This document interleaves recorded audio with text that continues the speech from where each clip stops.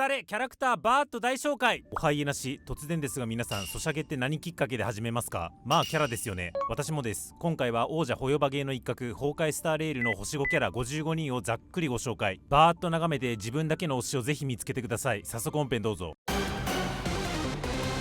家なしララチャンネル。開拓者、本作の主人公。請求列車に乗って宇宙を旅する一人男女選択課で、デフォルトの名前はせいちゃんと Q 君。指名手配されてる組織性格ハンターのカフカと銀狼がどこからか召喚し、宇宙ステーションヘルタに置いていった。召喚時に体へ性格と呼ばれる物体を埋め込まれたことで超常の力を持った。基本的にポーカーフェイスで顔はいいけど、実は好奇心旺盛で時々ぶっ飛んだ発言をするゴミ箱大好き姫子。請求列車のナビゲーター。故郷で座礁していた請求列車を修復し、仲間を集め率いる彼女は、開拓の運命を歩む者七死人の一員として宇宙中で注目を集めている。各地に彼女の熱狂的なファンがいる。社交的で面倒見がいい大人の女性。趣味は自分で豆をひいてコーヒーを入れること。ただ請求列車の車掌パム曰く、そのお味は黒い泥。ベルト。請求列車の乗車メンバーの一人、異世界からの来訪者。外見は2、30代ぐらいの青年だが、元の世界での実年齢は80歳前後。そのせいか長時間の激しい活動が続くと疲労がこたえるおじいちゃん。列車メンバーの中では年長者で博識かつ経験豊富。わからないことがあればまず彼にご相談。姫子が料理当番の時は真っ先に行方をくらます。ブローニャ。惑星アリーロ6にある都市ベロブルグを統括する大守護者の娘であり、その座を継ぐ継承者。兵団シルバーメインの有能なリーダーとしても有名で、姫としての高貴さと軍人としての堅実さを兼ね揃えている。しっかり者で責任感が強く仲間思いだが、大守護者の後継という立場柄か物事を抱え込みがちで本音をなかなか言えず、公人としての発言をすることが多い。あとチャットでのスタンプの癖が強い。シェパード。兵団シルバーメインの自衛官ベロブルグの高貴なる血脈ランドゥー家のもの。真面目で頑固な性格のためちょいちょい開拓者たちと衝突する。表にあまり出てないが、実はシスコンで妹の後をつけたりするなどかなり過保護。芸術の才能は皆無で、ベロブルグの至る所に貼り付けられている彼が書いた指名手配書は独自性にあふれている。クラーラ。ベロブルグ地下の下層部でスバローグという人型機械に引き取られ一緒に暮らしている少女。一見幼く実性に欠ける印象を受けるけど、実際は年齢不相応の賢さと冷静さを持ち、日々皆のためにできることを探し奔走している。彼女の優しさに救われた勇士たちによる会クラーラ守護会から普通送られたものの、履くとよく足をくじいてしまうため大切にしまっている。ジェーレ。ベロブルグ下層部の反抗組織チエンのメンバー。喧嘩っ早く揉め事が起きると武力行使に走りがち。生まれ育った下層部を大事に思っており、治安維持に日々邁進している。上層部の裕福な暮らしをしている人間や下層部を見捨てたシルバーメインに対して強い不信感と怒りを抱いている。そのため上層部で育ったブローニャとはたびたび衝突しがち。元凶。宇宙を放浪している専修同盟6大機関の一つ、ラフの最強剣士。運気軍史上最年少の運気行営で、若くして多くの肩書きを持つ天才児。天州で一番武芸に優れた者に与えられる称号剣士になるのが夢で、功績を得るために日々何かをなそうと奔走する。毎月剣を実践用と保存用に別々に買うので、月末には金欠になっている。軽減。ラフの運気軍を率いる専修同盟の6将軍の一人。長寿の種族天人で推定で700歳は超えているおじいちゃん。元凶にとっては親であり師であり上司。気だるそうな外見とは裏腹に非常に思慮深く戦略家。新章ライフソースくらい静電追魔深愛天君通称神君を召喚する。戦場で敵と対峙するときは鋭い顔つきと強めの口調になり、普段とのギャップに倒れるユーザー多数。アーンのバックカバーに採用。白露。泉州にいる竜の一族寿命族の現在の指導者である竜尊で、反役の竜女と称される腕利きの名医。外見は幼い子供そのもので、喋り方は尊大。明るくいたずら好きで遊び好きなおてんば。頻繁にイカを抜き出し遊び回っては周囲を困らせている。体が成長しないことを気にしている。羅刹。宇宙を渡り歩いている行商人。容姿端麗かつ物腰が柔らかい。本名は舌を噛みそうなぐらい長いようで、ラフで生活するのに困らないようにとこの名を用意した。大きな棺を常に背負っており、時折言葉を投げかけてるらしいが中身は謎。献身や救命などを司る運命豊穣由来の力を持ち、人し生ける者命ある者は全て治癒する能力を持っている。不言。占いを行い泉州の航路を決めることを役割とする。大牧師の長。自信にあふれ常に冷静沈着。いかなる場面においても迅速に対処する。会話に難解な言い回しや書物からの引用が多くて、本人も多少自覚あるけど今のところ改めるつもりなし。業務遂行にあたって脳の消耗が激しいため、糖分補給として千人総会茶を1日10杯ほど摂取している。慶龍。泉州の武術の最高位である元剣手。長命種天人の一人一人称は我。軽減に武術を教えた師匠でもある。運気軍として長らく最前線で戦っていたが、マインの実を発症して幾多の味方を殺害する大罪を犯してしまい、軽減との死闘の末に姿を消していた。しかしある日両目を塞いだ状態でラフに姿を現す。かつての仲間を大事に思っている。運理。泉州同盟機関の一つ、主命の現将軍の孫娘。祖父から幼い頃より剣術と鍛造技術を学ぶ。主命所属の両剣士の中で2番目に若い。小柄に見合わぬ怪力の持ち主で、自身が鍛造した未完成の体験を剣ちゃんと呼び、軽々と振るって相手に重い一撃を浴びせる。剣の声を聞くことができ、剣を振るう時も鍛造する時もその声に耳を傾けている。小宮。泉州同盟機関の一つ、妖精の古族。妖精現将軍の軍医である幕僚。業、医者が存在する意義とは何なのかを考えすぎて医師を一度は辞めたけど、オーマル将軍のために復帰。食事療法で病を治癒することが特技。大の空党で食事療法にも火鍋をメインに使うし、人にもすぐ火鍋を勧める。辛いものを食べることで生を実感するんだって。起承、若くして泉州妖精の将軍となった古族の女性、形式にとらわれないまっすぐでさっぱりとした武人、指先一つで銃剣を受け止めたり、走れば疾風陣雷のごとく駆け抜けたり、初登場時は元凶と雲里の決闘を素手で抑えるなど卓絶した戦闘能力を持つ。月狂いという人狼のような姿に変身する病を患っており、残された時間が少なく今という時間を大切にしている。レーサー、泉州ラフ探偵士のトップ指定に就任した寿命族の医師、歩行による精神療法が得意。体制が腐敗した探偵士を立て直すことを目的として任命されている。複雑な人間関係の中でもうまく立ち回れる。表面上は平静を保ってるけど、相手に皮肉を言ったり、実は結構劇場化。希望のさすらい人、星4で実装されてた帝雲が星5進化した姿。泉州内部の空域と青函高校関連の事務を担っている。天白氏の鳴尾商会主席代表、凄腕の商人で利益と公益のために多くの人々に愛想を振りまく八方美人。安否はほぼ絶望視されてたけど、色々あって助けられて体を作り直す過程で尻尾が9本に増えた。ポフォ、尻尾という生物に取り憑かれた古族の少女。泉州人の生死とかもろもろ司る獣王氏の見らない反感。常に弱腰で自己評価もかなり低いけど、上司からは実力があると評価されている。尻尾の関係性は仲が悪く見えるけど意外と良好。貝を捕まえる仕事してるけどホラーは苦手で、かといってやめる勇気もなく映画を見て特訓してるけど効果はいまいち。銀狼、性格ハンターの一員。ハッキング関連全般を請け負っている。懸賞金額はうん十億。本職はゲームのプレイヤーであり、彼女にとって宇宙はただのゲームに過ぎない。相手を小馬鹿にしたような態度をとり、会話にゲーム用語を交えることも多い。開拓者に対しては友好的で、時折ガチャ報告やゲームに勧誘することも。ただゲーマーとしての腕前はチートなしだと意外と大したことない。ジン、性格ハンターの一員。懸賞金額はやっぱりたくさん。マインの実という理性を失い凶暴化する症状を発症していて、長い寿命と強大な力、そして不死身に等しい自己治癒能力を持つけれども、引き換えに狂気に蝕まれてしまうため、この力を性格ハンターの仲間に抑制してもらっており、そのせいで普段は無口無愛想で暗く殺伐としたオーラを放っている。しかし泉州のことになると饒舌になる。カフカ、性格ハンターのメンバーにしてリーダーであるエリオが最も信頼する実質的なナンバー2。優雅で冷酷な殺し屋。エリオが予見した未来にたどり着くため行動している。開拓者を目覚めさせ性格を埋めた張本人で、言霊の使い手であり、その力でジンの症状を抑制している。銀狼とニコイチで行動することが多い。趣味はコート集め。家なしの推しの一人でカフカママとエッチしたくて伝え始めたのに、ストーリープレイしたらあまりにちゃんと保護者すぎてそういう目で見れなくなった超珍しいキャラクター。ホタル、性格ハンターの一員。兵器として生まれた代償としてロストエントロピー症候群という病を患っているため寿命が極めて短い。普通の女の子になりたいという願いがあり、ピノコニーであった開拓者と観光スポット巡ってデートをしたり、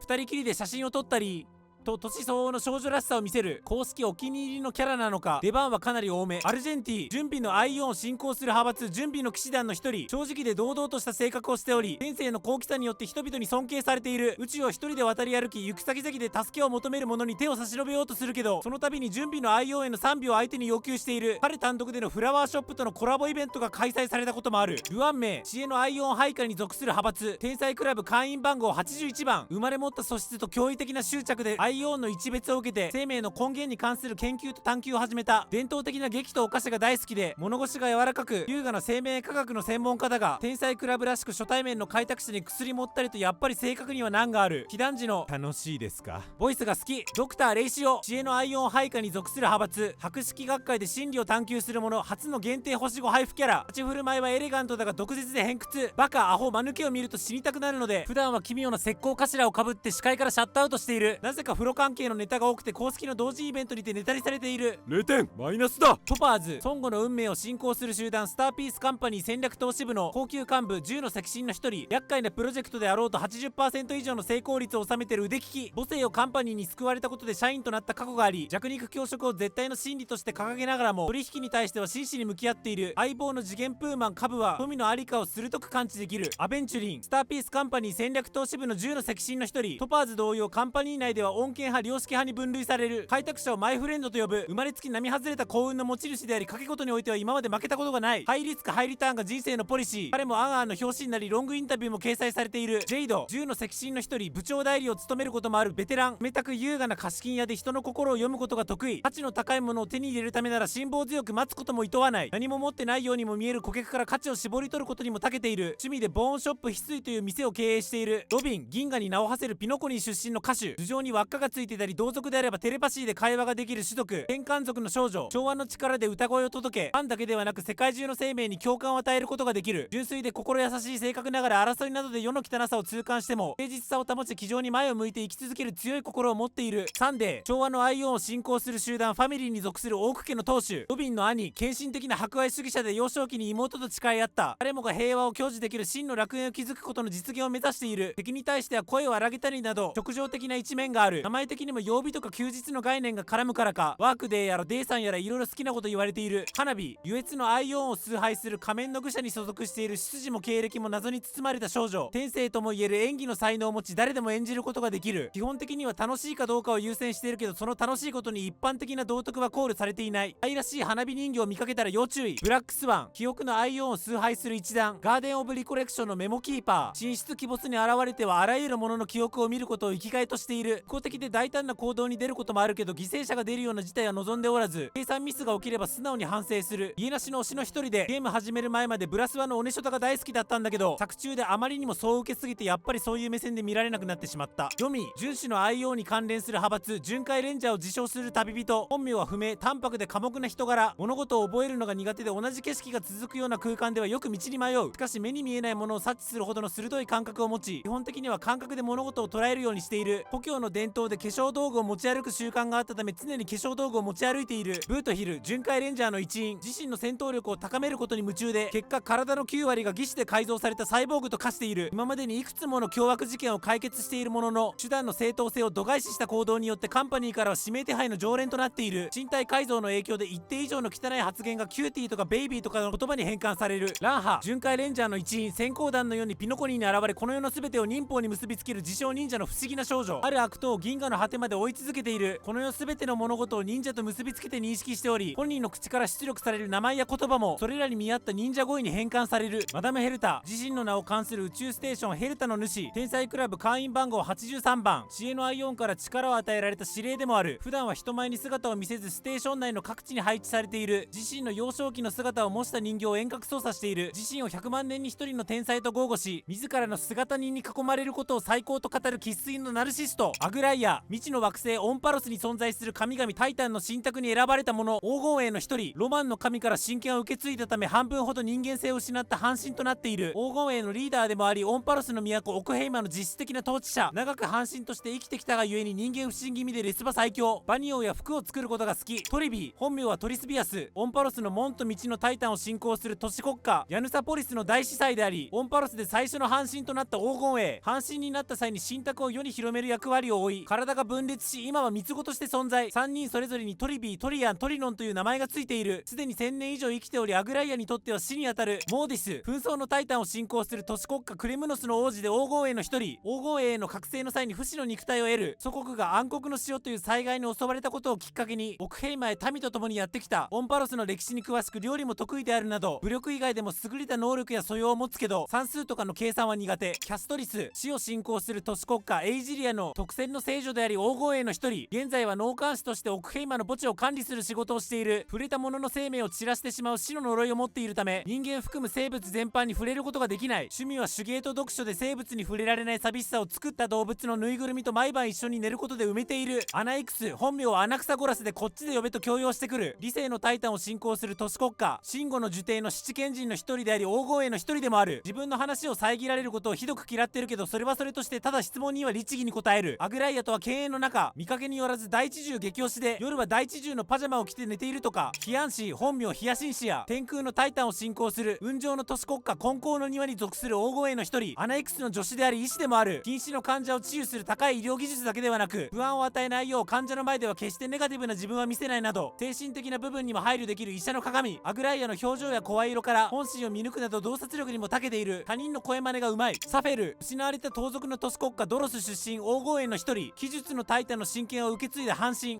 となった己の運命から逃避して盗賊義賊暮らしをしている。嘘を見抜ける力を持つアグライアでさえ看破することが難しいほど嘘が得意だが、優しい嘘だけ顔に出てしまう。アグライアのことを裁縫女と呼び嫌ってる風だが、昔彼女にもらった靴は今でも大事にしている。ファイノン、黄金衛の一人でエリシオンという辺境の村出身。いかにも清廉潔白の騎士といった雰囲気の救世主を目指す爽やかな好青年。のんきな性格の平和主義者だけど進んで勝負事を行う血気盛んな面もあり、それでモーディスとよくいらぬトラブルラブルを引き起こしてしまう。私服やネーミングセンスは壊滅的。セイレンス黄金への一人で海洋のタイタンファジェイナの親権を受け継いだ半身。ファジェイナが生み出した眷属たるセイレン一族の姫君。主人公を灰色の小魚、トリピーをチシ、サフェルを猫ザメと呼ぶなど他人を独特な呼び方で呼ぶ。歌や音楽が得意で宴が大好き、底なしの胃袋持ち。ケルドラ黄金への一人で法のタイタンタレンタムの親権を受け継いだ半身。かつてオンパロスが治めていた皇帝でセイレンスが忠誠を誓う主。火を追う旅という営みの第一人者。世の一切を盤上の駒とみなし、最善と決断したことであれば中心を裏切ることも厭わないので暴君とも言われている。一人称は僕のいわゆる僕っ子。低身長であることをとても気にしている。キュレネファイノンの故郷の村エリシオンで彼と共に育った幼馴染。過去のさざ波を意味する名前。幼い頃から天外の神様や未来の記憶などを夢として知覚する不思議な力を持っており、歳月の司祭候補と評価されていた。初対面でも非常にフレンドリーで人懐っこいけど、ここぞという時の決断力は鋭く、必要なら自己犠牲になることも厭わない。ちょいちょい語尾に音符がつく。長代月星4キャラとして初期に実装され、七死人として主人公と開拓の旅を共にしてきた。美月なのかと瓜二つだけど、まるで異なる雰囲気を持つ謎の人物。記憶や精神の領域においては指令にも匹敵するという底知れない忘却の力を秘めている。長代月とはオンパロスにおける3月を意味する言葉で、この名も本名ではない。ちょいちょい語尾にフラットがつく。なのかのことを何よりも優先としている最強セコム。炭鉱東鉱なのかと同じく星4キャラとして初期に実装された七死人の一人。炭鉱がオンパロスで大地のタイタンジョーリアの親権を引き継いだ姿。スタレにおける初の星4から星5への進化を見せた第一人者。ラフで見せた陰月と合わせて今回で2回目に当たる。クールで無口でどことなく影があるけど、自分の全てを捧げられるほど仲間に対しては愛が重い。セイバーフェイトステイナイトとのコラボキャラ。キノコニーで開催された聖杯戦争に巻き込まれた開拓者によって召喚された亡国の騎士を、正義を重んじ礼儀正しく誠実な行動を心がける騎士の鏡。過去の英雄が英霊化した存在サーバントは主に知名度が己の力になるけど、スタレの世界においては無名のため力を得るためにピノコニー名物のペンカンテババーガーを100個食べきった。アーチャーフェイトステイナイトとのコラボキャラ。ピノコニーで開催された聖杯戦争の参加メンバーの一人アベンチュリーに紹介された刀剣使いの9兵。レイシオに続く2人目の限定星5配布。冷静に仕事をこなす現実主義者。マスターであるアベンチュリンとの相性はよく、調査中におちょくったり別れ際に服のセンスの悪さを指摘したり気兼ねなく接している。ダリア壊滅の運命を信仰する集団アナイアレートギャングの中で有力だった一派。映画鑑定の子供たちの一人。ガーデンのメモキーパーでもあり、記憶を集めて楽しむブラックスワンとは対照的に記憶を整理して埋葬する。これまでいくつかのアイオン派閥を裏切っており、裏切りの瞬間そのものが彼女にとっての優越である。おそらく全世界のダリアのイラストを見たぐらい家なしの下半身の最推しキャラ。彼女を超えるキャラは今後現れるのか。高校天舟同盟玉伝の獣刀将軍。ミステリアスで大胆そして過激。変化を求めるその行動には誰もが目を見張る人物。遵守の目で喫緊を見通し、天意に逆らうのは難しいと知りながらも一人危険へと身を投じる。この動画編集時点では未実装なのでまだ詳細はわからない。ゲームで確かめよう。火花花火と火花仮面と愚者に違いなんてない。銀河打者じゃん。いらっしゃい。コン火花今日も一日脳汁ドバドバでいくよ。詳細不明。ゲームで確かめよう。